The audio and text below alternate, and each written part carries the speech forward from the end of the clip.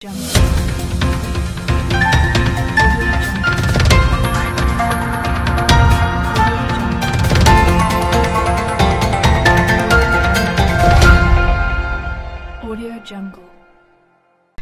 pagi pemirsa, kembali lagi di seputar iNews Pagi. Selama beberapa menit ke depan Anda akan bersama saya Putri Salsa dalam acara Linjur TV, membahas setiap pertemuan mata kuliah teknik reportase dan investigasi berita. Pemirsa, pada hari ini yaitu pertemuan ke-9 pada mata kuliah teknik reportase dan investigasi berita, yaitu pertemuan setelah UTS, tepatnya pada tanggal 23 Oktober 2023, yang dimana pada minggu ini yaitu minggu kelima kelas KPI 5C melakukan presentasi, yaitu membahas mengenai komputer assisted reporting, jurnalisme data, jurnalisme sains, manajemen produksi, dan departemen produksi pada divisi pemberitaan. Kelompok 5 selaku pemimpin jalannya diskusi memulai diskusi pada jam 8:20. Kelompok 5 ini terdiri dari Nurul Iman sebagai moderator, Oktaviana, Aulia Senjarun, dan Nancy Hasana sebagai pemateri. Pembahasan pertama yaitu mengenai Computer Assisted Reporting atau biasa disebut dengan CAR. CAR adalah pendekatan jurnalisme yang memanfaatkan komputer dan teknologi informasi untuk mendukung proses pengumpulan, analisis, dan penyajian berita. CAR dapat membantu jurnalis dalam mengakses data, mengidentifikasi tren, dan menyajikan informasi dengan lebih efektif. Data jurnalisme atau jurnalisme data adalah kegiatan pengumpulan, analisis, penyiapan informasi digital dengan tujuan publikasi jurnalistik. Jurnalisme data merupakan bentuk khusus dari laporan investigasi dengan menggunakan data dan aplikasi data statistik untuk mengembangkan laporan yang disajikan secara visual. Banyak sekali contoh dari data jurnalisme, khususnya dalam kehidupan sehari-hari. Ada 3 contoh yang bisa diaplikasikan dalam membuat teknik penceritaan data yang menarik, yaitu jurnalisme data kuantitatif, jurnalisme data kualitatif, dan jurnalisme data visual. Jurnalisme data kuantitatif berfokus pada angka dan gambar, sedangkan jurnalisme data kualitatif menggunakan wawancara, survei, dan metode lainnya dalam menemukan informasi yang mendukung.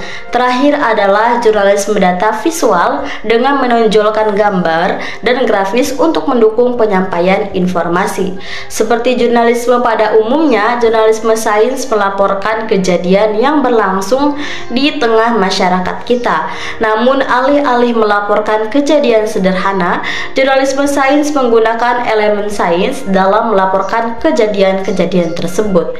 Dalam banjir ROB di pesisir utara Pulau Jawa misalnya, jurnalisme sains bukan sekedar melaporkan kejadian banjir, melainkan juga proses turunnya muka air ke tanah sebagai mekanisme ilmiah di balik fenomena tersebut. Tujuan seorang jurnalis sains adalah untuk menyajikan informasi yang sangat rinci, spesifik, dan seringkali syarat jargon yang dihasilkan oleh para ilmuwan ke dalam bentuk yang dapat dipahami dan diapresiasi oleh non-ilmuwan, sambil tetap mengkomunikasikan informasi tersebut secara akurat. Jadi, jurnalisme data dan jurnalisme sains umumnya sama saja. Yang membedakan itu hanya kaitannya. Jurnalisme sains itu tentang pengetahuan, sedangkan jurnalisme data itu tentang data-data yang berupa angka. Jadi hanya beda di kontennya, namun caranya tetap sama. Bahasan selanjutnya yaitu manajemen produksi dan departemen produksi pada divisi pemberitaan atau news. Manajemen produksi adalah kegiatan untuk mengatur dan mengkoordinasikan penggunaan sumber daya yang berupa sumber daya manusia, sumber daya alat, dan sumber daya dana, serta bahan secara efektif dan efisien untuk menciptakan dan menambah kegunaan suatu barang atau jasa. Sedangkan departemen produksi pada divisi pemberitaan atau news, departemen ini berfungsi untuk merencanakan dan menciptakan program-program berita, menentukan isu tema berita, kemudian menyajikannya kepada pemirsa. Departemen ini terdiri atas pemimpin redaksi, produser, reporter, kameramen, presenter, dan editor. Pemimpin redaksi tugas dan tanggung jawabnya adalah menentukan tema berita dalam segala bentuknya, termasuk mengkoordinasi perencanaan, liputan, post-pro, sampai penetrasinya. Produser tugas dan tanggung jawabnya adalah membantu pemimpin redaksi dalam menentukan tema berita dalam segala bentuknya, termasuk mengkoordinasi perencanaan. Reporter tugas dan tanggung jawabnya adalah melakukan liputan untuk mensuplai kebutuhan berita dalam setiap program berita yang ada. Liputan dapat dilakukan sesuai instruksi dari koordinator liputan atau atas dasar inisiatif sendiri dari reporter yang bersangkutan.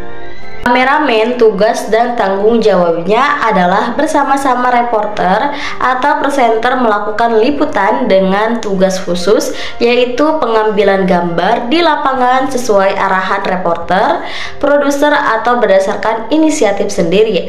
Sedangkan presenter tugas dan tanggung jawabnya adalah menjadi pembaca berita, membawa acara dalam setiap program berita yang diproduksi di JTV. Dan terakhir, editor tugas dan tanggung jawabnya adalah melakukan penataan gambar yang diambil oleh kameramen sesuai dengan narasi beritanya sehingga enak ditonton. Pemirsa, itulah tadi pembahasan pertemuan ke-9 di mata kuliah Teknik Reportase dan Investigasi Berita. Dilanjut dengan sesi tanya jawab dengan 5 orang penanya, sesi koreksi makalah, dan terakhir dilanjut dengan sesi foto. Demikian pemirsa, itulah tadi liputan berita iNews saat ini mengenai pertemuan ke-9 mata kuliah Teknik Reportase dan Investigasi Berita. Saya Putri Salsa, pamit undur diri, terima kasih dan sampai jumpa.